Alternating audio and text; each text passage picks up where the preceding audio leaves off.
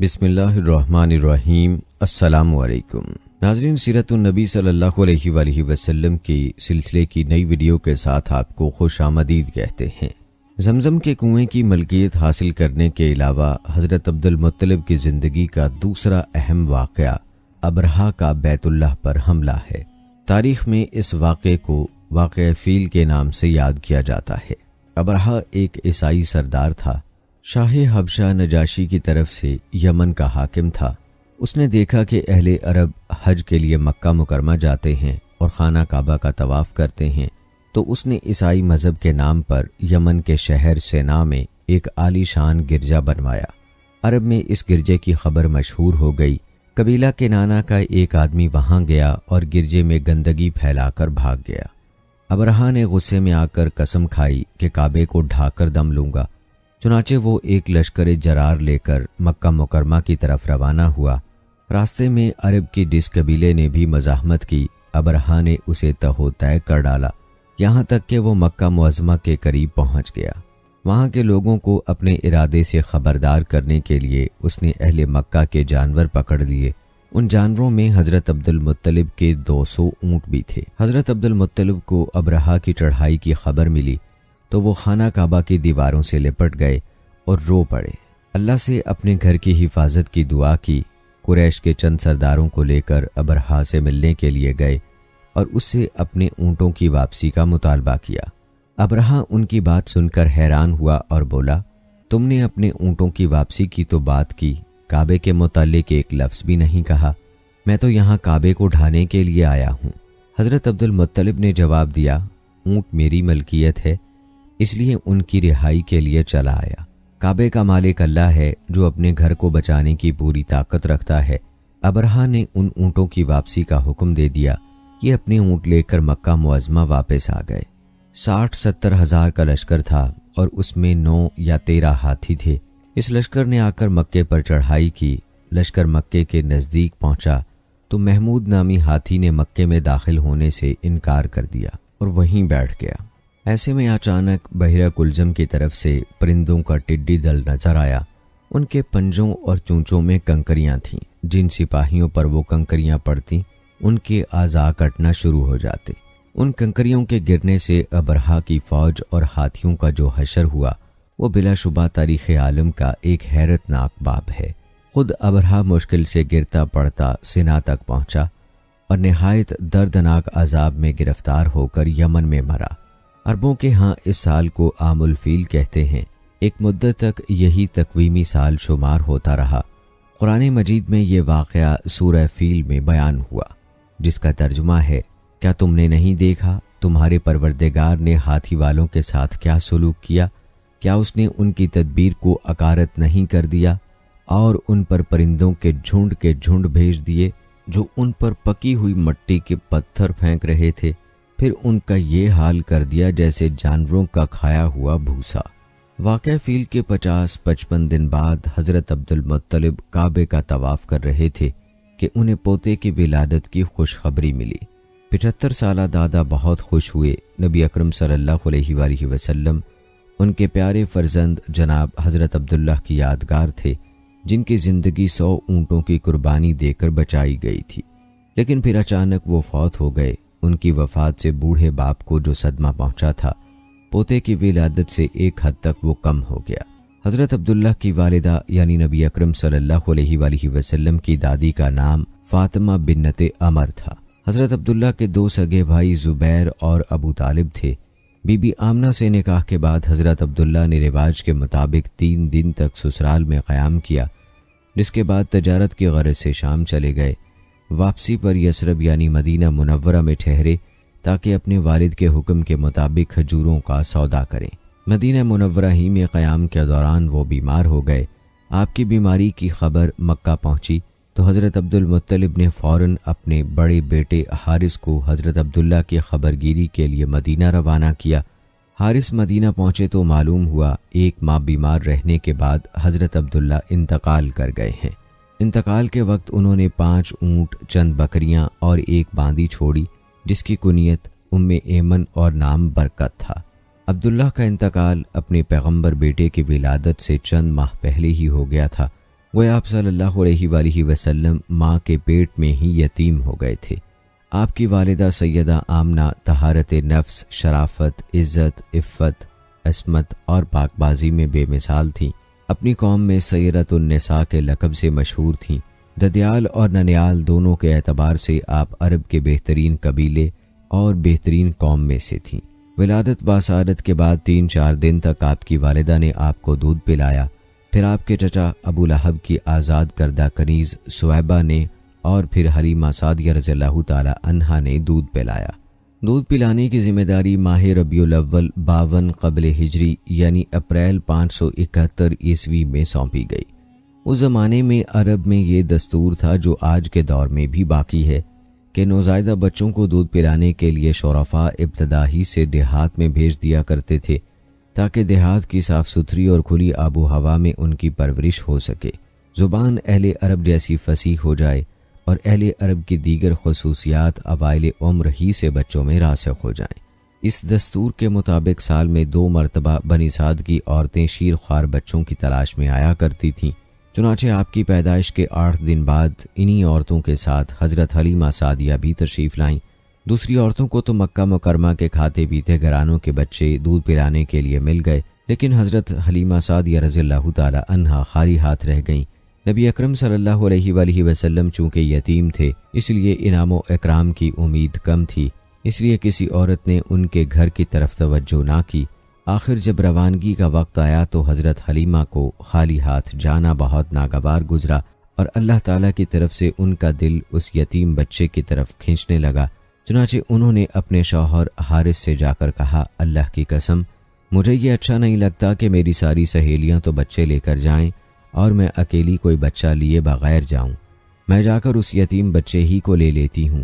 شوہر نے یہ سن کر کہا، کوئی حرج نہیں، ممکن ہے اللہ ہمارے لیے اسی میں برکت عطا کر دے۔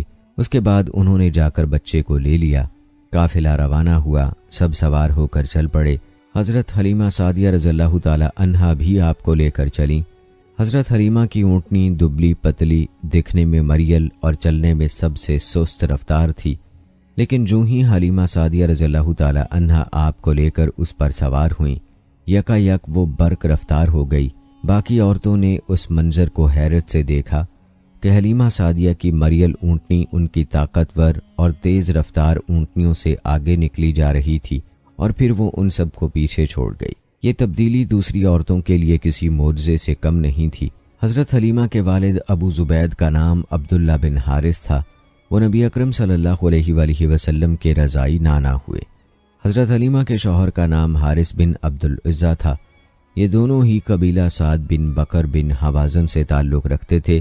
اسی طرح حارث کے بچے آپ کے رضائی بھائی بہن ہوئے۔ جب تک آپ صلی اللہ علیہ وآلہ وسلم حلیمہ سعدیہ کے گھر رہے، ان کا گھر برکتوں سے مالا مال رہا۔ حلیمہ رضی اللہ تعالی عنہ بیان کرتی ہیں کہ وہ جب آئی تھیں تو قحط سالی کا دور تھا۔ ان کے پاس ایک گدھی تھی جو اس قدر دبلی پتلی اور مریل تھی کہ پورے قافلے میں سب سے سست اور مریل چال چلتی تھی۔ ایک اونٹنی بھی تھی مگر وہ قطرہ دودھ کا نہیں دیتی تھی۔ حضرت حلیمہ کا اپنا بچہ بھوک سے بے قرار ہو کر بلکتا رہتا تھا، خود سوتا تھا، نہ ماں باپ کو سونے دیتا تھا، مگر جب وہ آپ صلی اللہ علیہ وآلہ وسلم کو لے کر اپنے گھر آئیں اور آپ کو گود میں لیا تو سینہ دودھ سے بھر گیا، یہاں تک کہ آپ نے پیٹ بھر کر دودھ پیا اور آپ صلی اللہ علیہ وآلہ وسلم کے ساتھ حضرت حلیمہ کے بیٹے نے بھی خوب دودھ پیا، پھر دونوں آرام کی نیند سو گئے۔ اس رات حضرت حلیمہ کا بچہ بالکل نہ رویا۔ ادھر شوہر اونٹنی کے پاس گیا تو کیا دیکھتا ہے کہ تھن دودھ سے ابلا جاتا ہے، چنانچہ وہ دودھ دوہنے لگا۔ اس نے اس قدر دودھ نکالا کہ گھر کے سب برتن بھر گئے۔ دونوں نے خوب دودھ پیا اور آرام کی نیند سو گئے۔ حضرت حلیمہ سعدیہ کا گھرانہ سب سے زیادہ قہر زدہ تھا، لیکن مکہ سے واپسی کے بعد ان کی یہ حالت ہوئی کہ جب بکریاں چر کر گھر واپس آئیں تو ان کی کوکھیں نکلی ہوئی تھیں اور تھن دودھ سے لبریز تھے۔ اب گھر والے خوب دودھ پینے لگے، جبکہ قحط کی وجہ سے دوسرے گھرانوں کو دودھ بالکل نہیں ملتا تھا۔ یوں اس گھرانے کو مسلسل خیر و برکت نصیب ہوئی۔ حضرت حلیمہ کا دستور تھا کہ وہ ہر 6 ماہ بعد آپ صلی اللہ علیہ وآلہ وسلم کو مکے لاتیں، والدہ اور خاندان کے لوگوں سے ملاتیں اور پھر اپنی دیار بنی سعد واپس لے جاتیں۔ جب مدت رضاعت پوری ہو گئی تو دودھ چھڑا کر آپ کی والدہ کے پاس لائیں۔ اب تک وہ آپ کی وجہ سے خیر و برکت دیکھ چکی تھیں، اس وجہ سے چاہتی تھیں کہ آپ کو ابھی ان کے پاس ہی رہنے دیا جائے۔ چنانچہ انہوں نے آپ صلی اللہ علیہ وآلہ وسلم کی والدہ سے کہا کہ کیوں نہ آپ بچے کو ابھی میرے پاس ہی رہنے دیں تاکہ یہ اور مضبوط ہو جائے، مجھے مکے کی وبا سے ڈر لگتا ہے۔ والدہ اس پر راضی ہو گئیں اور حضرت حلیمہ آپ کو لے کر خوش خوش اپنے گھر آ گئیں۔ اس طرح آپ تقریباً 2 سال تک وہیں رہے۔ پھر آپ کے سینہ مبارک کو چاک کرنے کا واقعہ پیش آیا۔ اس واقعے سے خوف زدہ ہو کر حضرت حلیمہ اور ان کے شوہر نے آپ کو آپ کی والدہ حضرت آمنہ کے حوالے کر دیا۔ حضرت انس بن مالک رضی اللہ تعالی عنہ بیان کرتے ہیں، آپ صلی اللہ علیہ وآلہ وسلم بچوں کے ساتھ کھیل رہے تھے کہ حضرت جبرائیل علیہ السلام تشریف لائے۔ آپ صلی اللہ علیہ وآلہ وسلم کو لٹا کر سینہ چاک کر دیا، پھر آپ کا دل نکالا اور اس میں سے ایک لوتھڑا نکال کر فرمایا، یہ تم سے شیطان کا حصہ ہے۔ پھر دل کو سونے کے تشت میں زمزم کے پانی سے دھویا اور واپس سینہ مبارک میں رکھ دیا۔ ادھر بچے دوڑ کر حضرت حلیمہ کے پاس آئے اور کہنے لگے، محمد کو قتل کر دیا گیا۔ وہ لوگ فوراً آپ کے پاس پہنچے، دیکھا کہ رنگ اترا ہوا ہے۔ سیدنا انس رضی اللہ تعالی عنہ کا بیان ہے کہ میں نبی اکرم صلی اللہ علیہ وآلہ وسلم کے سینے پر سلائی کا نشان دیکھا کرتا تھا۔ اس واقعے کے بعد آپ کو مکے پہنچا دیا گیا اور آپ نے اپنی ماں کے سایہ محبت میں اپنے خاندان کے اندر کوئی 2 سال گزارے۔ پھر والدہ، دادا اور ایمن کے ساتھ مدینہ منورہ کا سفر کیا، جہاں آپ کے والد حضرت عبداللہ کی قبر تھی اور دادا کا ننیال بھی تھا۔ آپ مدینے میں 1 ماہ رہ کر واپس ہوئے تو راستے میں آپ کی والدہ حضرت آمنہ بیمار ہو گئیں اور مقام ابوا پہنچ کر انتقال کر گئیں۔ انا للہ و انا الیہ راجعون۔ انہیں وہیں پر دفن کیا گیا۔ اب بوڑھے دادا حضرت عبد المطلب آپ صلی اللہ علیہ وآلہ وسلم کو لیے مکہ پہنچے۔ ان کے دل پر آپ صلی اللہ علیہ وآلہ وسلم کی والدہ کی وفات کی وجہ سے گہرا اثر تھا۔ آپ صلی اللہ علیہ وآلہ وسلم کے لیے ان کے دل میں ایسی محبت پیدا ہوئی کہ خود ان کی اپنے بیٹوں کے لیے ویسی محبت نہ تھی۔ وہ آپ صلی اللہ علیہ وآلہ وسلم کی بہت قدر کرتے اور اپنی اولاد سے بڑھ کر چاہتے، خوب اکرام کرتے، اپنے لیے تیار کیے گئے خاص فرش پر انہیں بیٹھاتے، اس فرش پر کسی اور کو نہ بیٹھنے دیتے، پیٹھ پر ہاتھ پھیرتے۔ آپ صلی اللہ علیہ وآلہ وسلم کی نقل و حرکت دیکھ کر خوش ہوتے۔ ان کو یقین تھا کہ مستقبل میں آپ صلی اللہ علیہ وآلہ وسلم کی نرالی شان ہونے والی ہے، لیکن ابھی آپ صلی اللہ علیہ وآلہ وسلم کی عمر 8 سال 2 مہینے کی ہوئی تھی کہ حضرت عبد المطلب بھی انتقال کر گئے۔ اب آپ صلی اللہ علیہ وآلہ وسلم کے چچا حضرت ابو طالب نے آپ کی کفالت کا بیڑا اٹھایا۔ یہ آپ کے والد کے سگے بھائی تھے۔ انہوں نے بھی آپ صلی اللہ علیہ وآلہ وسلم سے خاص رحمت اور شفقت برتی۔ وہ مالدار تو نہ تھے، لیکن آپ کی کفالت کے بعد اللہ تعالیٰ نے ان کے تھوڑے سے مال میں اس قدر برکت دی کہ ایک آدمی کا کھانا پورے کنبے کے لیے کافی ہو جاتا تھا۔ خود آپ بھی صبر و قناعت کا نمونہ تھے، جو ملتا اسی پر قناعت فرماتے تھے۔ جب آپ کی عمر 12 سال ہوئی اور کہا جاتا ہے کہ مزید 2 ماہ اور 10 دن ہوئی تو آپ کے چچا حضرت ابو طالب نے تجارت کے لیے ملک شام جانے کا ارادہ کیا۔ آپ کو ان کی جدائی بہت گراں گزری۔ حضرت ابو طالب خود بھی متاثر ہوئے، لہٰذا آپ کو اپنے ساتھ لے لیا۔ قافلہ ملک شام کے حدود میں پہنچا تو شہر بصرہ کے قریب پڑاؤ کیا۔ بحیرہ نامی عیسائیوں کا ایک راہب اپنے گرجے سے نکل کر ان کے پاس آیا اور قافلے کے درمیان سے گزر کر نبی اکرم صلی اللہ علیہ وآلہ وسلم کے پاس پہنچا۔ پھر آپ کا ہاتھ پکڑ کر بولا، یہ دنیا کے سردار ہیں، پروردگار عالم کے رسول ہیں، اللہ انہیں رحمت عالم بنا کر بھیجے گا۔ میں انہیں مہر نبوت سے بھی پہچانتا ہوں۔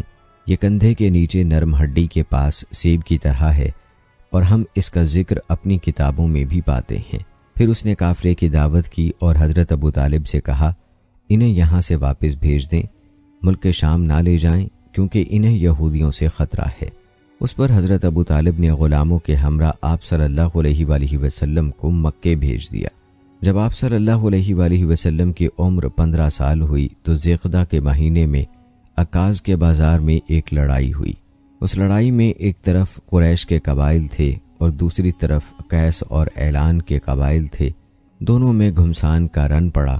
فریقین کے کتنے ہی آدمی مارے گئے، لیکن پھر انہوں نے صلح کر لی اور طے پایا کہ دونوں طرف کے مقتولین گنے جائیں، جدھر زیادہ ہوں ادھر والے زائد مقتولین کا خون بہا لے لیں۔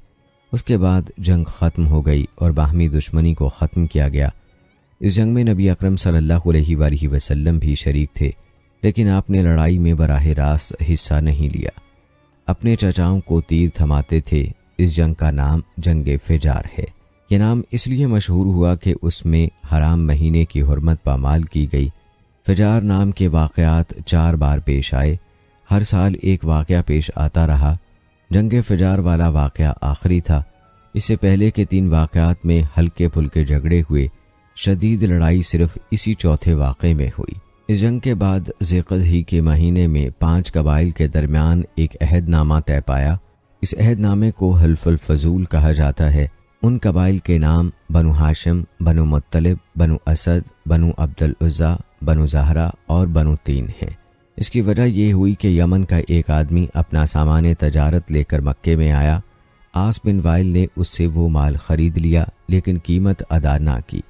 اس نے بنو عبد الدار، بنو مخزوم، بنو سہم اور بنو عدی سے فریاد کی، لیکن انہوں نے کوئی توجہ نہ دی۔ چنانچہ اس نے ابو قبیس کے پہاڑ پر چڑھ کر چند اشعار پڑھے، جن میں اپنی مظلومیت کا نقشہ کھینچا اور آواز لگائی کہ کوئی تو اس کا حق دلانے کے لیے اس کی مدد کرے۔ اس پر زبیر بن عبد المطلب نے دوڑ دھوپ کی، لہٰذا اس قبیلے کے افراد بنو تیم کے سردار عبداللہ بن جدان کے گھر میں جمع ہوئے اور آپس میں عہد و پیمان کیا کہ مکے میں جو بھی مظلوم نظر آئے، خواہ مکے کا رہنے والا ہو یا کسی اور جگہ کا، یہ سب اس کی حمایت میں کھڑے ہوں گے۔ انہوں نے عاص بن وائل سے بھی اس کا حق لے کر اس کے حوالے کیا۔ اس عہد و پیمان میں بھی آپ اپنے چچاؤں کے ساتھ تھے۔ نبوت سے سرفراز ہونے کے بعد آپ صلی اللہ علیہ وآلہ وسلم فرمایا کرتے تھے، میں عبداللہ بن جدان کے مکان پر ایک ایسے معاہدے میں شریک ہوا کہ مجھے اس کے بدلے سرخ اونٹ بھی پسند نہیں، اور اگر میں اس کے لیے اسلام کے دور میں بلایا جاتا تو ضرور جاتا۔ نبی اکرم صلی اللہ علیہ وآلہ وسلم یتیم پیدا ہوئے اور اپنے دادا پھر چچا کی کفالت میں رہے۔ والد سے وراثت میں جو کچھ ملا تھا اس سے کچھ نہیں ہو سکتا تھا۔ چنانچہ جو ہی آپ صلی اللہ علیہ وآلہ وسلم ہلکے پھلکے کام کرنے کے لائق ہوئے، اپنے رضائی بھائیوں کے ساتھ دیار بنی سعد میں بکریاں چرانے لگے۔ پھر جب مکہ معظمہ آئے تو وہاں بھی چند قیرات کے عوض اہل مکہ کی بکریاں چرائیں۔ قیرات 1 دینار کا 20واں یا 24واں حصہ ہوتا ہے، جس کی قیمت زمانے میں بمشکل 80 یا 90 روپے سمجھ لیں۔ کم عمری میں بکریاں چرانا انبیاء کی سنت ہے۔ ایک بار عہد نبوت میں آپ صلی اللہ علیہ وآلہ وسلم نے فرمایا، کوئی بھی نبی نہیں گزرا مگر اس نے بکریاں ضرور چرائیں۔ پھر جب آپ جوان ہو گئے تو تجارت شروع کی۔ بعض روایات کی روح سے آپ صلی اللہ علیہ وآلہ وسلم صاحب بن ابی صاحب کے ساتھ مل کر تجارت کرتے تھے۔ آپ تجارت میں بہترین ساتھی تھے، لین دین کے معاملے میں لڑتے جھگڑتے تھے، نہ بحث کرتے تھے۔ تمام معاملات میں آپ صلی اللہ علیہ وآلہ وسلم حد درجے امانت دار، سچے اور پرہیزگار مشہور تھے۔ زندگی کے سبھی میدانوں میں آپ صلی اللہ علیہ وآلہ وسلم کا یہی طریقہ تھا۔ اسی بنا پر آپ صلی اللہ علیہ وآلہ وسلم کا لقب ہی امین مشہور ہو گیا تھا۔ ان تمام وجوہات کی بنا پر آپ صلی اللہ علیہ وآلہ وسلم کی شہرت سن کر سیدہ خدیجہ رضی اللہ تعالی عنہا نے آپ صلی اللہ علیہ وآلہ وسلم کو تجارت کے لیے اپنے مال کی پیشکش کی۔ وہ عزت اور مال دونوں لحاظ سے قریش کی ایک معزز خاتون تھیں۔ لوگوں کو اجرت دے کر اپنا مال تجارت کے لیے بھیجا کرتی تھیں۔ اس پیشکش کے ساتھ انہوں نے یہ بھی کہا کہ وہ آپ صلی اللہ علیہ وآلہ وسلم کو سب سے اچھی اجرت دیں گی۔ چنانچہ آپ صلی اللہ علیہ وآلہ وسلم نے ان کے غلام میسرہ کے ساتھ شام کا سفر کیا، وہاں خرید و فروخت کی۔ اس خرید و فروخت میں بہت زیادہ نفع ہوا، اس قدر برکت ہوئی کہ پہلے کبھی اتنا منافع نہیں ہوا تھا۔ شام سے آپ صلی اللہ علیہ وآلہ وسلم مکہ واپس آئے اور سیدہ کی امانت انہیں سونپی۔ سیدہ خدیجہ رضی اللہ تعالی عنہا نے امانت اور برکت کا یہ حال دیکھا تو حیرت زدہ رہ گئیں۔ ادھر میسرہ نے بھی آپ صلی اللہ علیہ وآلہ وسلم کی باتیں انہیں بتائیں۔ تب سیدہ نے محسوس کر لیا کہ انہیں ان کی مراد مل گئی ہے، चुनांचे उन्होंने आप सल्लल्लाहु अलैहि वआलिहि वसल्लम से अपनी सहेली के ज़रिए से शादी की ख्वाहिश जाहिर की। उन्होंने सैयदा खदीजा रज़ियल्लाहु ताला अन्हा के चचा अमर बिन असद को पैगाम भेजा। इस तरह बात तय हुई। निकाह का खुतबा अबू तालिब ने पढ़ा, उसमें अल्लाह की हम्दो सना की। फिर आप सल्लल्लाहु अलैहि वआलिहि वसल्लम के फ़ज़ल व शरफ़ का जिक्र किया। उसके बाद इजाबो कबूल के अल्फाज कहे और महर बयान किया। यह मुल्क शाम के सफ़र से वापसी के 2 महीने और चंद दिन बाद की बात है। उस वक्त आप सल्लल्लाहु अलैहि वआलिहि वसल्लम की उम्र 25 साल थी और सैयदा खदीजा रज़ियल्लाहु ताला अन्हा की उम्र 40 साल थी। सैयदा खदीजा रज़ियल्लाहु ताला अन्हा की शादी पहले अतीक बिन आइज़ मखसूमी से हुई थी। वो इंतकाल कर गया तो अबू हाला तैमी से हुई, तो उससे एक बच्चा भी हुआ, मगर फिर अबू हाला भी फौत हो गया। उसके बाद बड़े बड़े सरदाराने कुरैश ने शादी का पैगाम दिया, मगर सैयदा खदीजा रज़ियल्लाहु ताला अन्हा राज़ी ना हुई, यहाँ तक कि अल्लाह ताला ने उन्हें आप सल्लल्लाहु अलैहि वआलिहि वसल्लम की तरफ माइल कर दिया और इस तरह सैयदा को आप सल्लल्लाहु अलैहि वआलिहि वसल्लम की ज़ौजियत का शर्फ हासिल हुआ। सैयदा खदीजा रज़ियल्लाहु ताला अन्हा नबी अकरम सल्लल्लाहु अलैहि वआलिहि वसल्लम की पहली बीवी थीं। उनके जीते जी आपने किसी और से शादी ना की।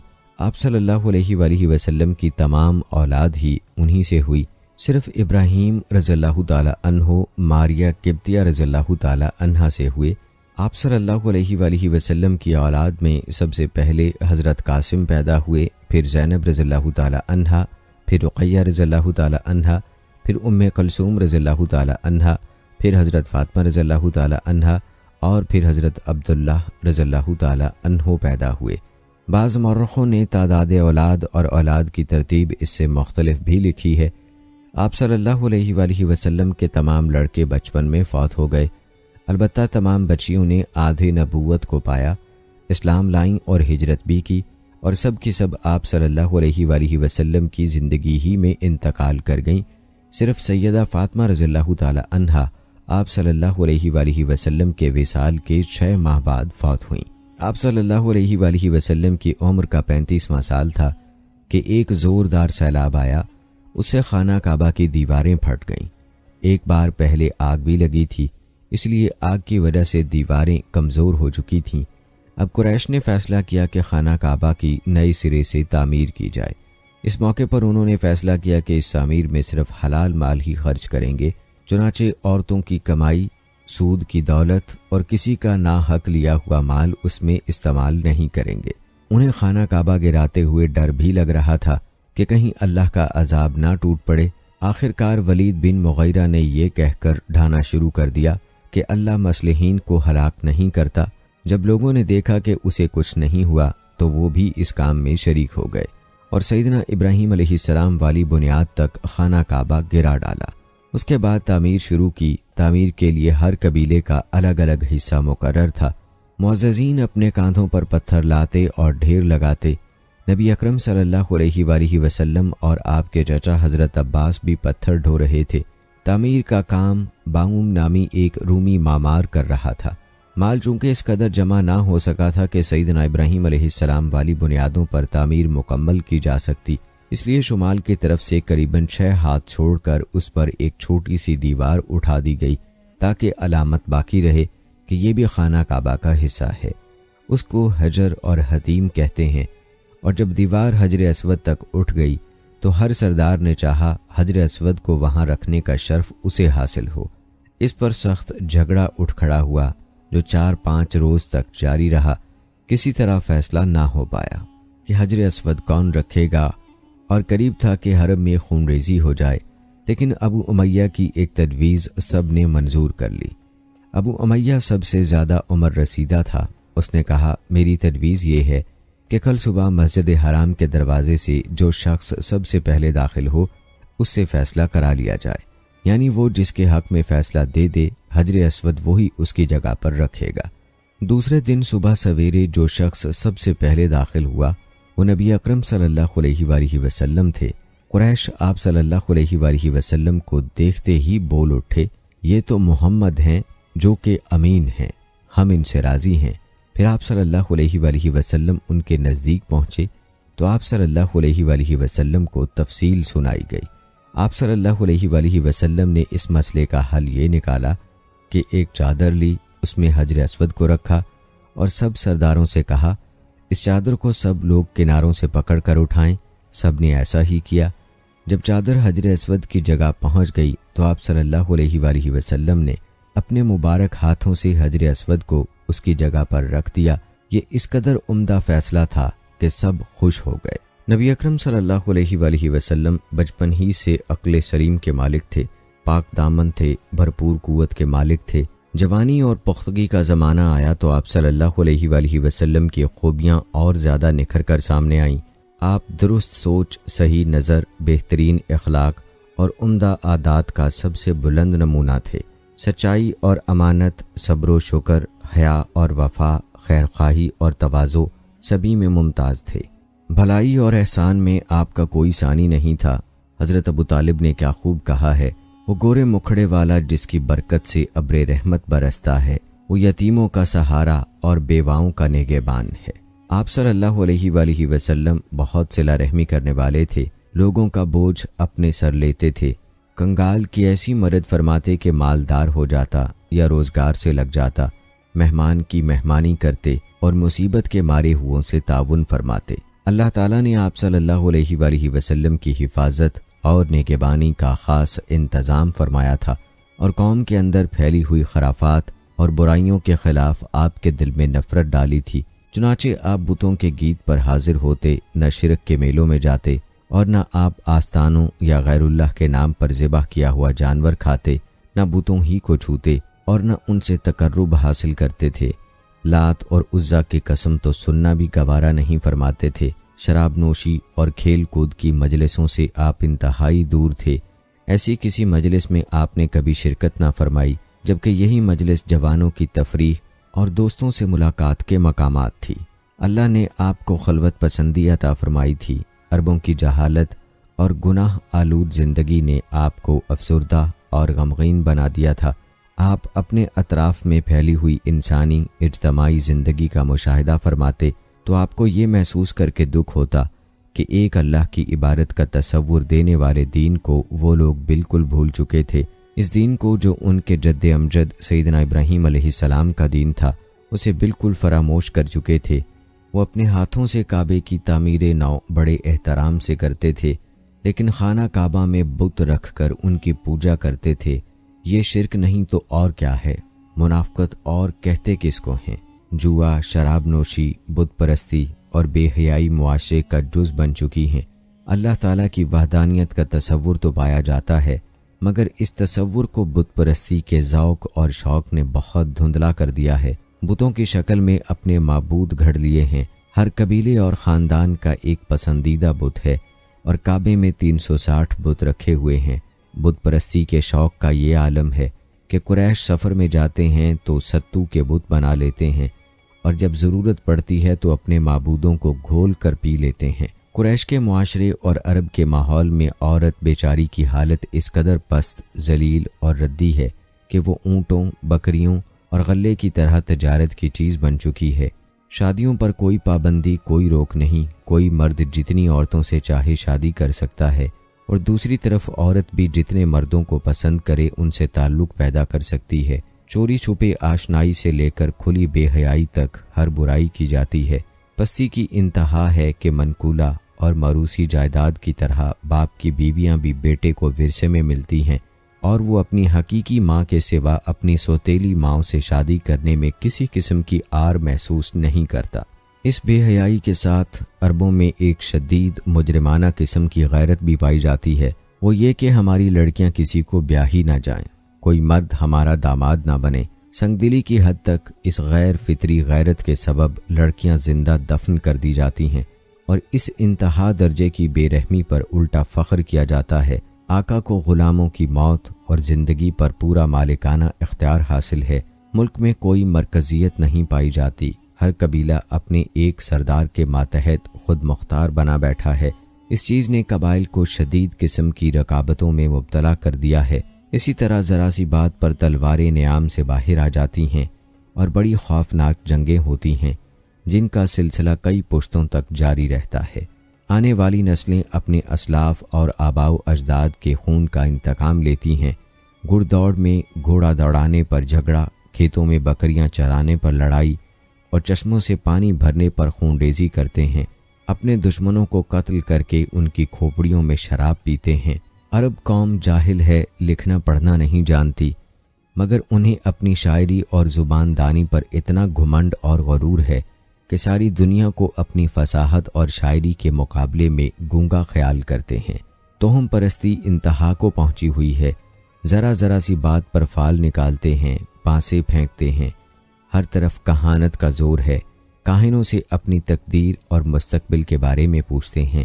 عرب کے باشندے اس آدمی کو قابل عزت اور شریف سمجھتے ہیں جس کے پاس بہت زیادہ اونٹ، بکریاں اور کھجور کے باغات ہوں، بہت سی دولت ہو، بہت سے غلام اور کنیزیں ہوں۔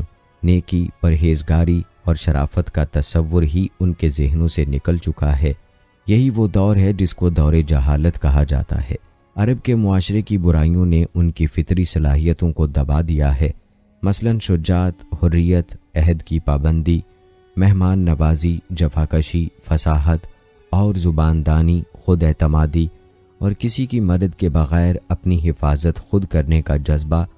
ان تمام خوبیوں سے عرب آشنا ہیں، لیکن ان کی یہ خصوصیت صحیح رہنمائی نہ ہونے کی وجہ سے غلط راہوں پر پڑ گئی تھی اور ان کا بیجا استعمال ہو رہا تھا۔ ملک میں بعض ایسے قبائل بھی پائے جاتے تھے جو خانہ بدوش تھے، جہاں پانی کا چشمہ، سبزہ اور کھجوروں کے جھنڈ نظر آئے وہیں ڈیرے ڈال دیے، اور جب یہاں سے جی اکتا گیا تو اپنا مختصر سا سامان اونٹوں پر لاد کر وہاں سے چل دیے۔ یہ تھے عرب کے افسوسناک حالات، لیکن یہ یہاں تک محدود نہیں تھے۔ اس زمانے میں دنیا کے گوشے گوشے میں ایسی ہی بستی پائی جاتی تھی۔ کہیں آگ کی پوجا ہوتی تھی، کہیں محبت اور نفرت کے دیوتاؤں کے آگے سر جھکائے جاتے تھے، غرض اللہ تعالیٰ کے سوا اس کی ساری مخلوق کی عبادت ہو رہی تھی۔ حد یہ ہے کہ سانپ، درخت اور بندر تک معبود بنے ہوئے تھے۔ پتھر، جانور، چاند، سورج اور ستارے، یہاں تک کہ زمین پر رینگنے والے کیڑوں تک کی پرستش نے ساری دنیا کو شرک کا گڑھ بنا دیا تھا۔ ہر طرف جہالت کا اندھیرا اور شرک و کفر کی تاریکیاں چھائی ہوئی تھیں۔ ان سب میں صراط مستقیم گم ہو کر رہ گیا تھا۔ اہل عرب کی حالت زار پر کڑنے کے علاوہ آپ اپنی خلوت و تنہائی میں زندگی اور کائنات کے رازوں پر بھی غور و فکر کیا کرتے تھے اور سوچا کرتے تھے کہ زندگی کیا ہے، کائنات کیا ہے، یہ چاند، سورج، ستارے کیوں کر بنے، کائنات کیوں تخلیق کی گئی، کس نے کی، زندگی کا ظہور کب ہوا، کیسے ہوا۔ یہ وہ دن تھے جب آپ تنہائی میں غور و فکر کی ضرورت کے ساتھ ساتھ عبادت کو بھی لازمی سمجھتے تھے۔ عبادت آپ صلی اللہ علیہ وآلہ وسلم کی روح کی ضرورت تھی، لہٰذا آپ صلی اللہ علیہ وآلہ وسلم رمضان بھر غار حرا میں قیام فرماتے، آنے جانے والے مسکینوں کو کھانا کھلاتے اور بقیہ اوقات اللہ تعالیٰ کی عبادت میں گزارتے تھے۔ غار حرا مکہ مکرمہ کے مشرق میں خانہ کعبہ سے کوئی 3 میل دور جبل النور کی چوٹی پر واقع ہے۔ خلوت اور گوشہ تنہائی کی تلاش میں آپ صلی اللہ علیہ وآلہ وسلم غار حرا پہنچے۔ یہ چونکہ کعبہ کے سامنے تھا اور وہاں کامل تنہائی اور یکسوئی تھی، اسی لیے آپ صلی اللہ علیہ وآلہ وسلم کو بہت پسند آیا۔ رمضان کا مہینہ اور پیر کا دن تھا۔ آپ غار حرا کے اندر ذکر الہی اور عبادت میں مشغول تھے کہ یکا یک جبرائیل علیہ السلام نازل ہوئے اور آپ صلی اللہ علیہ وآلہ وسلم کو وحی اور نبوت سے نوازا۔ سیدہ عائشہ رضی اللہ تعالی عنہا فرماتی ہیں، رسول اللہ صلی اللہ علیہ وآلہ وسلم پر وحی کا آغاز نیند میں اچھے خواب سے ہوا۔ آپ صلی اللہ علیہ وآلہ وسلم جو خواب دیکھتے وہ سفیدہ سحر کی طرح نمودار ہوتا۔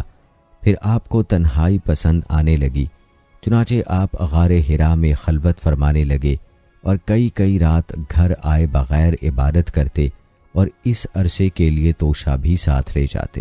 پھر سیدہ خدیجہ رضی اللہ تعالی عنہا کے پاس تشریف لاتے اور اتنی مدت کے لیے پھر توشہ لے جاتے، یہاں تک کہ آپ صلی اللہ علیہ وآلہ وسلم غار حرا میں تھے کہ آپ کے پاس حق آ گیا، یعنی فرشتہ آپ کے پاس آیا اور کہا اقرا، یعنی پڑھیے۔ آپ صلی اللہ علیہ وآلہ وسلم نے فرمایا मैं पढ़ना नहीं जानता। रसूल अल्लाह सल्लल्लाहु अलैहि वसल्लम वसल्लम फरमाते हैं कि इस पर उसने मुझे पकड़ लिया और इस ज़ोर से दबोचा कि मुझे चूर कर डाला और फिर मुझे छोड़कर कहा, इक़रा यानी पढ़िए। मैंने फिर कहा, मैं पढ़ना नहीं जानता। उसने फिर मुझे पकड़कर दबोचा और चूर कर डाला और फिर छोड़कर कहा, इक़रा पढ़िए। मैंने फिर कहा कि मैं पढ़ा हुआ नहीं हूँ। अब उसने तीसरी बार दबोचा और कहा, इक़रा बिस्मि रब्बिकल लज़ी खलक, खलकल इंसान मिन अलक। पढ़ अपने उस परवरदिगार के नाम से जिसने पैदा किया, इंसान को लोथड़े से पैदा किया। पढ़, तेरा रब बड़ा करीम है जिसने कलम के ज़रिए से इल्म दिया, इंसान को वो बात सिखाई जिसे वो जानता ना था। अब आप सल्लल्लाहु अलैहि वसल्लम ने ये आयत पढ़ दी। फिर आप सल्लल्लाहु अलैहि वसल्लम इन आयत को लेकर वापस आए। आपका दिल कांप रहा था। आपने सैयदा खदीजा रज़ियल्लाहु ताला अन्हा के पास पहुंचकर फरमाया, मुझे चादर ओढ़ा दो, मुझे चादर ओढ़ा दो। उन्होंने चादर ओढ़ा दी, यहाँ तक कि दहशत जाती रही। फिर आप सल्लल्लाहु अलैहि वसल्लम ने सैयदा खदीजा रज़ियल्लाहु ताला अन्हा को वाक़या सुनाया और फरमाया, मुझे अपनी जान का खौफ है। उन्होंने कहा, अल्लाह की कसम, ऐसा हरगिज़ नहीं हो सकता। अल्लाह आप सल्लल्लाहु अलैहि वसल्लम को कभी रुसवा नहीं करेगा। आप सल्लल्लाहु अलैहि वसल्लम सिला रहमी करते हैं, बेसहारों का बोझ उठाते हैं, खाली हाथ लोगों की मदद करते हैं, मेहमानों की मेहमानी करते हैं और हक के सिलसिले में पेश आने वाले मसाइब में मदद करते हैं। उसके बाद सैयदा खदीजा रज़ियल्लाहु ताला अन्हा आपको अपने चचाजाद भाई वर्का बिन नौफल के पास ले गईं। ये जाहिलियत के दौर में ईसाई हो गए थे, इब्रानी लिखना पढ़ना जानते थे और इब्रानी में इंजील लिखते थे। उस वक्त बूढ़े और नाबीना हो चुके थे। सैयदा खदीजा रज़ियल्लाहु ताला अन्हा ने उनसे कहा, भाईजान आप अपने भतीजे की बात सुने। वर्का बिन नौफल ने कहा, भतीजे कहो तुम क्या कहते हो। आपने जो कुछ देखा था बयान कर दिया। इस पर वर्का बोले, ये तो वही फरिश्ता है जो मूसा अलैहिस्सलाम पर नाजिल हुआ था। काश मैं उस वक्त जिंदा होता जब आपकी कौम आपको निकाल देगी। आप सल्लल्लाहु अलैहि वसल्लम ने हैरान होकर फरमाया, मेरी कौम मुझे निकाल देगी? वर्का बिन नौफल बोले, हाँ, कोई ऐसा आदमी नहीं जो तुम जैसा पैगाम लाया हो और उससे दुश्मनी ना की गई हो, और अगर मैं उस वक्त तक जिंदा रहा तो तुम्हारी ज़बरदस्त मदद करूँगा। लेकिन उसके बाद जल्द ही वर्का बिन नौफल फौत हो गए और उधर वही का सिलसिला रुक गया। वही की बंदिश से आपको सख्त रंजो मलाल हुआ, लेकिन मसलहत इलाही इसी में ही थी, क्योंकि इस तरह खौफ जाता रहा। मामले की नौइयत समझने का मौका मिला और दोबारा वही की मुशक्कत बर्दाश्त करने पर तबीयत सिर्फ आमादा ही नहीं हुई बल्कि एक गुना शौक और तलब भी पैदा हुई और आप दोबारा वही का इंतज़ार करने लगे। उधर आप गोशा नशीनी की बकिया मुद्दत पूरी करने के लिए वर्का के पास पलटकर दोबारा गारे हिरा में तशरीफ़ ला चुके थे। जब माह रमज़ान ख़त्म हो गया और आपकी ये तगाफ़ की मुद्दत पूरी हो गई तो आदत के मुताबिक पहली शवाल के सुबह हिरा से उतरकर मक्का मुअज़्ज़मा रवाना हुए। नबी अकरम सल्लल्लाहु अलैहि वसल्लम इरशाद फरमाते हैं, मैं पहाड़ से उतरकर मैदान में पहुंचा तो मुझे पुकारा गया। मैंने दाएं देखा, कुछ दिखाई ना दिया, बाएं देखा तो भी कुछ दिखाई ना दिया, सामने देखा तो भी कुछ ना दिखाई दिया, फिर पीछे देखा तो वहाँ भी कुछ नज़र ना आया। उसके बाद मैंने सर ऊपर उठाया तो क्या देखता हूँ कि जो फरिश्ता हिरा में मेरे पास आया था वही आसमान और ज़मीन के दरमियान में मौजूद है। ये देखकर मेरा पूरा वजूद उसके रोब से भर गया, यहाँ तक कि मैं ज़मीन की तरफ झुक गया। फिर मैं खदीजा के पास आया और कहा, मुझे चादर ओढ़ा दो, मुझे चादर ओढ़ा दो, मुझे कंबल ओढ़ा दो, ठंडे पानी के छींटे मारो। उन्होंने कंबल ओढ़ा दिया, ठंडे पानी के छींटे मारे। फिर ये आयत नाजिल हुई, ए कंबल पोश उठ और लोगों को उनकी बदअमली के नताइज से डरा, अपने रब की बड़ाई बयान कर और अपने कपड़े पाक रख और गंदगी से अलग थलग रह। बेसत नबी के इब्तदाई 3 बरसों में आप चुपके चुपके तबलीग करते रहे। इस दौरान में सैयदना अरकम रज़ियल्लाहु ताला अन्हो का घर इस्लामी तहरीक का मरकज़ बना। ये घर कोहे सफ़ा के दामन में वाक़ था। नमाजें घरों के अंदर और पहाड़ों के घाटियों में पढ़ी जाती थीं। इस तबलीग के ज़रिए से चिराग जलता रहा। آپ نے سب سے پہلے ان لوگوں کو تبلیغ فرمائی جن کے آپ کے ساتھ تعلقات تھے۔ آپ کو اپنے قریبی ساتھیوں کی طرف سے کبھی مایوسی کا سامنا نہیں کرنا پڑا۔ عورتوں میں آپ کی زوجہ سیدہ خدیجہ رضی اللہ تعالی عنہا، غلاموں میں زید بن حارثہ رضی اللہ تعالی عنہ، مردوں میں حضرت ابو بکر صدیق رضی اللہ تعالی عنہ اور لڑکوں میں سیدنا علی بن ابی طالب رضی اللہ تعالی عنہ نے سب سے پہلے اسلام قبول کیا۔ خفیہ دعوت و تبلیغ کا یہ سلسلہ قریباً 3 سال تک جاری رہا۔ اس عرصے میں جن حضرات نے اسلام قبول کیا ان میں بلال بن رباح یعنی بلال حبشی رضی اللہ تعالی عنہ، عثمان بن عفان، زبیر بن عوام، عبد الرحمن بن عوف، طلحہ بن عبید اللہ، سعد بن ابی وقاص، عمر بن ابسہ، خالد بن سعد بن العاص، عمار بن یاسر، خباب بن ارد، ابو عبیدہ بن جراح، سید بن زید، جعفر بن ابی طالب، عبداللہ بن مسعود، ابو سلمہ، عثمان بن مسعود، صہیب رومی اور ارکم رضی اللہ تعالی عنہم ہیں۔ مجموعی طور پر قریباً 40 افراد نے اسلام قبول کیا۔ ان حضرات کو السابقون والاولون کہا گیا۔ اس خاموش تبلیغ کے نتیجے میں 40 افراد نے اسلام قبول کیا۔ اس طرح اسلام کی بنیاد مضبوط ہو گئی۔ تب اللہ کا حکم آیا، اے کمبل لپیٹنے والے اٹھو اور خبردار کرو، اپنے رب کی بڑائی کا اعلان کرو۔ یہ سورہ مدثر کی پہلی 2 آیات کا ترجمہ ہے۔ ان میں نبی اکرم صلی اللہ علیہ وآلہ وسلم کو اس عظیم اور جلیل کام کرنے کے لیے اٹھنے اور نیند کی چادر پوشی، بستر کی گرمی سے نکل کر جہاد، کوشش اور مشقت کے میدان میں آنے کے لیے کہا گیا۔ اے چادر پوش، اٹھ اور ڈرا۔ گویا کہا جا رہا ہے جسے اپنے لیے جینا ہے وہ تو راحت کی زندگی گزار سکتا ہے، لیکن آپ جو اس زبردست بوجھ کو اٹھا رہے ہیں تو آپ کو نیند سے کیا تعلق، آپ کو راحت سے کیا سروکار، آپ کو گرم بستر سے کیا مطلب، پرسکون زندگی سے کیا نسبت، راحت بخش ساز و سامان سے کیا واسطہ۔ آپ اٹھ جائیے اس عظیم کام کے لیے جو آپ کا منتظر ہے، اس بھاری بوجھ کے لیے جو آپ کے لیے تیار ہے۔ اٹھ جائیے، جدوجہد اور مشقت کے لیے، تھکان اور محنت کے لیے اٹھ جائیے کہ اب نیند اور راحت کا وقت گزر چکا۔ آج سے مسلسل بیداری ہے، طویل اور مشقت سے لبریز جہاد ہے۔ اٹھ جائیے، اس کام کے لیے مستعد اور تیار ہو جائیے۔ یہ بڑا عظیم اور پرہیبت حکم ہے۔ اس نے نبی اکرم صلی اللہ علیہ وآلہ وسلم کو پرسکون گھر، گرم آغوش اور نرم بستر سے کھینچ کر تند طوفانوں اور تیز جھکڑوں کے درمیان انتہائی گہرے سمندروں میں لا کر کھڑا کر دیا۔ لوگوں کے ضمیر اور زندگی کے حقائق کی کشاکشی کے درمیان پہنچا دیا۔ پھر رسول اللہ صلی اللہ علیہ وآلہ وسلم اٹھ گئے اور قریباً 20 سال تک اٹھے رہے۔ آپ نے اپنا چین و سکون و آرام چھوڑ دیا۔ زندگی اپنے لیے نہ رہی، اہل و عیال کی نہ رہی۔ آپ اٹھے تو پھر اٹھے ہی رہے۔ کام اللہ کی طرف دعوت دینا تھا۔ آپ صلی اللہ علیہ وآلہ وسلم نے یہ کمر توڑ بار گراں اپنے کندھوں پر کسی دباؤ کے بغیر اٹھا لیا۔ یہ بوجھ تھا اس روئے زمین پر امانت کبریٰ کا بوجھ، ساری انسانیت کا بوجھ، سارے عقیدے کا بوجھ، میدانوں میں جہاد اور دفاع کا بوجھ۔ آپ نے 20 سال سے زیادہ عرصے تک مسلسل اور ہمہ گیر مارکا آرائی میں زندگی بسر کی، اور اس پورے عرصے میں جب سے آپ نے وہ آسمانی ندا اللہ کی آواز سنی، یہ بھاری ذمہ داری اٹھائی، آپ کو کوئی ایک حالت کسی دوسری حالت سے غافل نہ کر سکے۔ اللہ آپ کو ہماری طرف سے اور ساری انسانیت کی طرف سے بہترین اجر عطا فرمائے، آمین۔ پھر اللہ تعالیٰ نے آپ کو حکم دیا، اے نبی، جس بات کا آپ کو حکم دیا گیا ہے اس کا صاف اعلان کر دیجئے اور مشرکین سے رخ پھیر لیجئے۔ پھر مزید حکم ہوا، اور سب سے پہلے اپنے قریبی رشتہ داروں کو کفر اور شرک سے ڈرایا، اور جو ایمان لے آئیں اور آپ کی پیروی کریں اس کے ساتھ نرمی اور شفقت کا معاملہ فرمائیں۔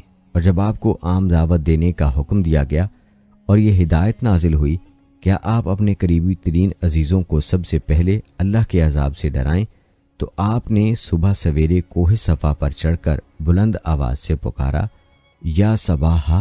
عرب میں یہ صدا وہ شخص لگاتا تھا جو صبح کے جھٹپٹے میں کسی دشمن کو اپنے قبیلے پر حملہ کرنے کے لیے آتے دیکھ لیتا تھا۔ آپ کی یہ آواز سن کر لوگوں نے پوچھا یہ کون پکار رہا ہے؟ بتایا گیا یہ آواز محمد کی ہے۔ اس پر قریش کے تمام خاندانوں کے لوگ آپ کی طرف دوڑ پڑے۔ جو خود آ سکتا تھا وہ خود آیا، جو نہیں آ سکتا تھا اس نے اپنی طرف سے کسی کو بھیج دیا۔ جب سب لوگ جمع ہو گئے تو آپ نے قریش کے ایک ایک خاندان کا نام لے کر پکارا، اے بنی ہاشم، اے بنی عبد المطلب، اے بنی فہد، اگر میں تمہیں یہ بتاؤں کہ اس پہاڑ کے پیچھے ایک لشکر تم پر حملہ کرنے کے لیے تیار ہے تو کیا تم میری بات کو سچ مانو گے؟ کیونکہ میں ایسی جگہ کھڑا ہوں جہاں سے میں ادھر بھی دیکھ رہا ہوں اور ادھر بھی۔ سب نے یک زبان ہو کر کہا ہم آپ کی بات فوراً مان لیں گے، ہم نے کبھی آپ کو جھوٹا نہیں پایا، ہم نے ہمیشہ آپ کو سچا ہی پایا ہے۔ تب آپ نے فرمایا میں تمہیں ایک سخت عذاب سے پہلے خبردار کرنے کے لیے بھیجا گیا ہوں۔ بدبخت ابو لہب بھی اسی مجمع میں موجود تھا۔ وہ آپ کا خطاب سن کر سخت برہم ہوا، کہنے لگا ستیہ ناس جائے تیرا، کیا اس لیے تو نے ہمیں جمع کیا ہے؟ ایک روایت میں یہ بھی ہے کہ اس نے پتھر اٹھایا تاکہ آپ کو کھینچ مارے۔ اس طرح مکے میں اعلانیہ تبلیغ کی ابتدا ہوئی، لوگ مسلمان ہونے لگے۔ مسلمان ہونے والوں میں زیادہ تر نوجوان لوگ تھے۔ اس طرح ان کے بڑوں کو بہت دکھ ہوا کہ ہماری اجازت اور مرضی کے بغیر یہ کیوں پرانے قومی دین سے پھر گئے۔ ان لوگوں نے اپنے نوعمر رشتہ داروں کو طرح طرح سے اذیتیں دیں، مارا پیٹا اور بیڑیاں لگا کر قید کیا، چھت کے بغیر کمروں میں بند کیا، تپتی ریت پر ننگے بدن لٹایا، مگر یہ تمام اذیتیں بے اثر رہیں۔ ان لوگوں میں آزاد مرد اور عورتیں بھی تھیں، لونڈی اور غلام بھی تھے۔ لونڈیوں اور غلاموں کو ان کے آقاؤں نے شدید تکالیف پہنچائیں۔ اسی طرح موالی بھی تھے، یعنی غیر قبیلوں کے عرب جو اہل مکہ کسی ایک کے ساتھ کسی معاہدے کے ذریعے سے موالی بن گئے تھے، مطلب یہ کہ ان کے حلیف بن گئے تھے۔ ان میں سے ایک سیدنا عمار بن یاسر رضی اللہ تعالی عنہ کا خاندان بھی تھا۔ ان کے خاندان کو خاص طور پر ظلم کا نشانہ بنایا گیا۔ سیدنا یاسر رضی اللہ تعالی عنہ پر اتنا ظلم ڈھایا گیا کہ وہ شہید ہو گئے۔ سیدہ سمیہ رضی اللہ تعالی عنہا جو سیدنا عمار رضی اللہ تعالی عنہ کی والدہ تھیں، اس کو ابو جہل نے نیزہ مار کر شہید کر دیا۔ یہ اسلام میں پہلی شہید خاتون ہیں۔ جلد ہی قرآن کریم میں بت پرستی کے خلاف سخت آیات نازل ہوئیں۔ مثلا سورہ انبیاء کے آیت نمبر 98 میں ارشاد ہوا، بے شک تم اور وہ بت جن کو تم اللہ کے سوا پوجا کرتے ہو سب دوزخ کا ایندھن ہوں گے اور تم سب اس میں داخل ہو کر رہو گے۔ اس پر مشرکین کے ظلم و ستم میں اور شدت آ گئی۔ آپ کی ذات کے خلاف اور اس کے حلقے میں داخل ہونے والوں کے خلاف تیزی آ گئی۔ خاص طور پر ابو جہل اور ابو لہب نے انسانیت کی حدود پھلانگ ڈالی۔ اعلانیہ تبلیغ کے بعد نبی اکرم صلی اللہ علیہ وآلہ وسلم نے حرم میں اس طریقے سے نماز شروع کر دی جو اللہ تعالیٰ نے آپ کو سکھایا تھا، اور یہی وہ چیز تھی جس سے قریش نے پہلی مرتبہ محسوس کیا کہ آپ کسی نئے دین کے دعوے دار ہیں۔ اس پر ابو جہل کی جاہلیت اور بھڑک اٹھی اور اس نے آپ کو دھمکانا شروع کر دیا۔ آپ سے سخت لہجے میں کہا حرم میں اس طریقے سے عبادت نہ کریں۔ پھر ابو جہل نے قریش کے لوگوں سے پوچھا کیا محمد تمہارے سامنے زمین پر اس طرح اپنا منہ ٹکاتے ہیں؟ ان لوگوں نے کہا ہاں۔ اس پر اس نے کہا لات اور عزا کی قسم، اگر میں نے اسے اس طرح نماز پڑھتے دیکھ لیا تو میں اس کی گردن پر اپنا پاؤں رکھ دوں گا اور اس کا چہرہ زمین پر رگڑ دوں گا، معاذ اللہ۔ پھر ایسا ہوا کہ اس نے آپ کو نماز پڑھتے دیکھ لیا، وہ فوراً آپ کی طرف لپکا۔ وہ اپنے اعلان کے مطابق آپ کی گردن مبارک پر اپنا ناپاک پاؤں رکھنا چاہتا تھا کہ اسی وقت لوگوں نے اسے گھبرا کر خوف زدہ انداز میں پیچھے ہٹتے دیکھا۔ وہ اپنے منہ کو کسی چیز سے بچانے کی کوشش کر رہا تھا۔ لوگوں نے اس سے پوچھا تجھے کیا ہوا؟ اس طرح پیچھے کیوں ہٹ آئے ہو؟ اس نے کہا میرے اور اس کے درمیان اچانک آگ کی ایک خندق اور کوئی ہولناک چیز تھی اور کچھ پر تھے۔ اس کی یہ بات کسی نے آپ کو بتائی تو آپ نے فرمایا اگر وہ میرے قریب بھٹکتا تو فرشتے اس کے چیتھڑے اڑا دیتے۔ سیدنا ابن عباس رضی اللہ تعالی عنہ سے روایت ہے کہ رسول اکرم صلی اللہ علیہ وآلہ وسلم مقام ابراہیم پر نماز پڑھ رہے تھے۔ ایسے میں ابو جہل کا ادھر سے گزر ہوا۔ اس نے کہا اے محمد کیا ہم نے تمہیں اس سے منع نہیں کیا تھا؟ یہ کہہ کر وہ آپ کو دھمکیاں دینے لگا۔ جواب میں آپ نے بھی اسے سختی سے جھڑک دیا۔ اس پر اس نے کہا اے محمد تم کس بل پر مجھے ڈراتے ہو؟ اللہ کی قسم اس وادی میں میرے حمایتی سب سے زیادہ ہیں۔ ایک دن کسی جگہ اونٹ ذبح کیا گیا۔ ابو جہل نے عقبہ بن ابی معیط کو بھیجا کہ جا کر اوجھڑی اٹھا لائے और जब आप सजदे में जाएं तो उसको आपकी पीठ पर रख दें। उसने ऐसा ही किया। वो इस कदर वजनी थी कि आप सजदे से सर उठा ना सके। सईदा फातिमा रज़ियल्लाहु ताला अन्हा उस वक्त बच्ची थीं। उन्हें इत्तला मिली तो वो दौड़ी आईं और उस गलीज बोझ को आपकी कमर मुबारक से उतारा। सईदना अमर बिन आस चश्मदीद वाक़या बयान करते हैं, एक दिन नबी अकरम सल्लल्लाहु अलैहि वसल्लम काबा में नमाज पढ़ रहे थे। उक़बा बिन अबी मोईत आया। उसने अपनी चादर को लपेट देकर आपकी गर्दन मुबारक में डाल दिया और बल देने लगा। जब उसने बल पर बल दिए तो आपकी गर्दन मुबारक भींच गई। आप इसी तरह इत्मीनान कलब से सजदे में पड़े रहे। इतने में सईदना अबू बकर सिद्दीक रज़ियल्लाहु ताला अन्हु वहां पहुंच गए। उन्होंने धक्के देकर उक़बा बिन अबी मोईत को हटाया और उनसे फरमाया, क्या तुम एक ऐसे शख्स को मारते हो जो सिर्फ इस जुर्म में कि वो कहता है मेरा परवरदिगार अल्लाह है और वो तुम्हारे पास रोशन दलाइल लेकर आया है? उनके ऐसा कहने पर चंद शरीर सईदना अबू बकर रज़ियल्लाहु ताला अन्हु पर टूट पड़े और उन्हें खूब ज़दोकोब किया। इन्हीं वाक़यात पर सूरह अलक़ की आयात 6 ता 19 नाजिल हुई और इसी सूरत की पहली 5 आयात नाजिल होने के बाद सबसे पहले इस्लाम का इजहार नबी अकरम सल्लल्लाहु अलैहि वसल्लम ने नमाज ही से किया था। तो नाज़रीन कराम, ये थी हमारी आज की सीरतुन नबी सल्लल्लाहु अलैहि वसल्लम की वीडियो। उम्मीद करते हैं कि आपको पसंद आई होगी। हमारी आज की इस वीडियो के मुताल्लिक अपनी राय का इजहार कमेंट बॉक्स में लाजमी कीजिएगा। मुझे अगली वीडियो तक इजाज़त दें। फ़ी अमानिल्लाह।